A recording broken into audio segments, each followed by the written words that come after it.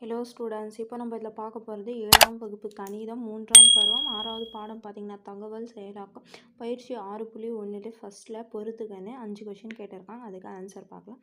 குறியீடுகள் கேட்டுக்கிறாங்க, பயன்கள்னு சொல்லியிருக்காங்க. ஃபஸ்ட்டு பாருங்கள், இந்த மாதிரி அம்புக்குறி கொடுத்தாங்கன்னா அதுக்கு ஆன்சர் பார்த்திங்கன்னா செயல்பாட்டின் அடுத்த நிலையை காட்டும்.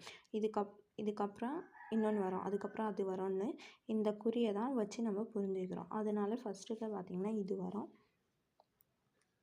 அதுக்கப்புறம் ரெண்டாவது பாருங்கள், இந்த மாதிரி வட்டம் மாதிரி வரும். அப்போ இது ஆரம்பமும் இறுதின்னு வரும் இதுக்கு.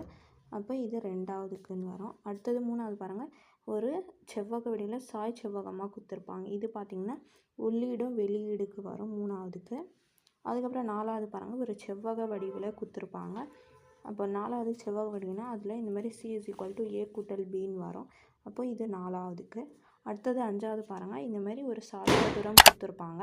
அப்போ இதுக்கு பார்த்தீங்கன்னா A > 0 அஞ்சாவதுக்கு இது வரும்.